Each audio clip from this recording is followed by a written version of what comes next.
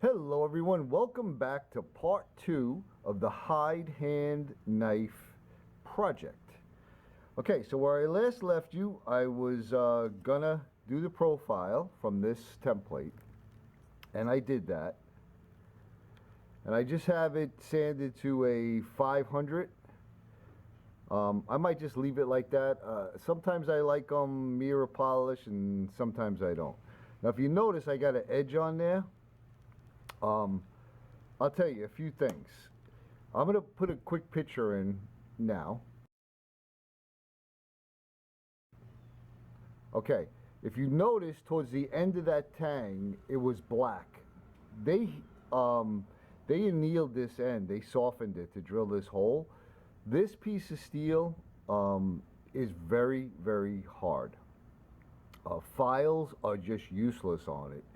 And I'm pretty decent with the belt grinder doing a straight bevel, but when it comes to these curves, I haven't gotten it down yet, and I don't have a 1-inch belt grinder. I got the 4x36, so it's kind of a pain. So I did that all by hand with stones. It took a long time. I probably spent 3 hours profiling this and sharpening it. So I highly doubt I'm not going to even attempt to drill another pinhole because it's not going to go through it, and I don't have the correct bits. Now I can use a diamond bit and probably take another hour and grind a hole through it, but I'm just not going to do it.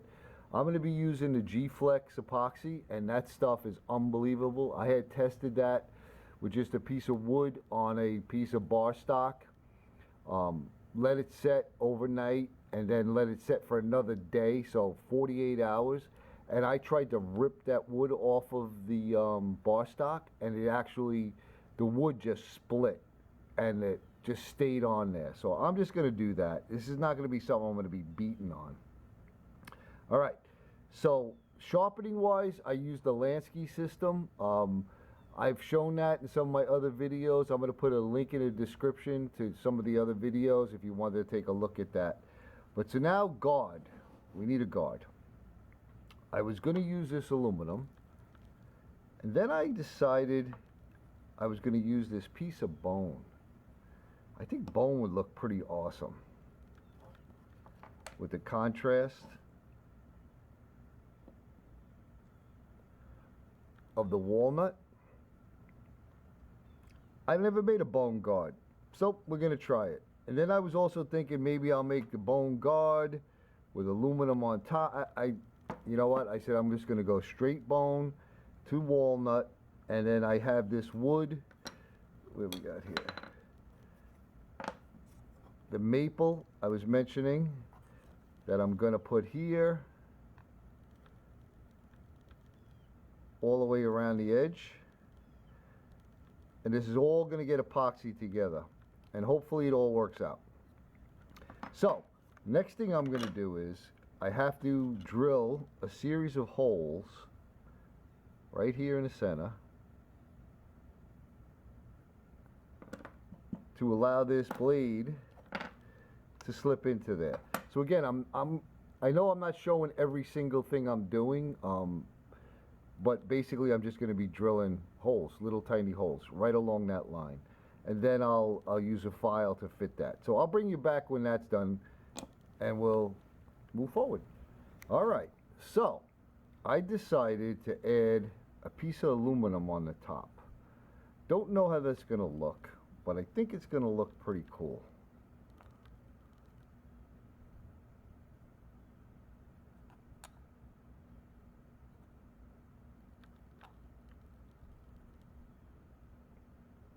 So there you go, something like that. With a little bit of finger guard there. I got a really nice fit up on that. Hopefully that's showing up.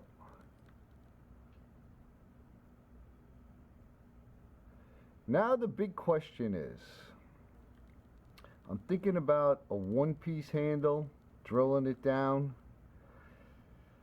But I'm also liking my original idea of putting the maple on the edge.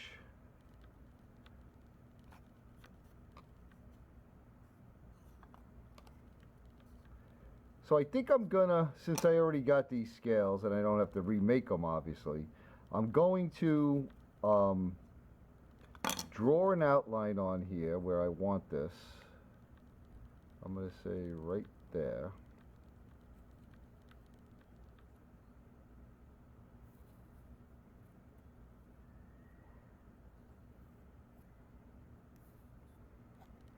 Okay. And I'm going to cut out a piece of maple right on there. And I'm going to see how it looks. And then I'll bring you back. Alright, so I have the maple trimmed out. So this is how it would look. This would go on here. And this will slip in there. And then this will go there. So you get an idea. I have to sand this down because right now it's a little too thick. But that's what it's going to look like. Now, let's get a quick measurement. So we have overall length 7 1/8, and the blade length is 3 and just over 3 1/4. So I'm liking it. Digging it. Yeah, this is going to be sweet. Now, here's the other thing. When I line this up, here's where the pin is. So I'm not 100% sure I like the position of that because it's not in the center. Although I'm going to be reprofiling this, obviously I have to do a lot of sanding. And when I'm holding this, I could very easily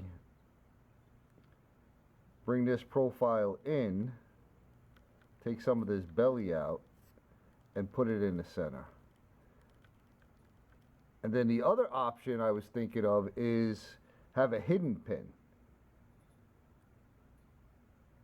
So basically drill about a little bit, like about 1/8 of an inch, and then put it all together, put the pin inside, and then epoxy it all together and then shape it. I think that would look pretty cool. Because then you'd have nothing on the handle to obstruct it, as far as the view goes. Just, you know, having one pin there. I have to think about that.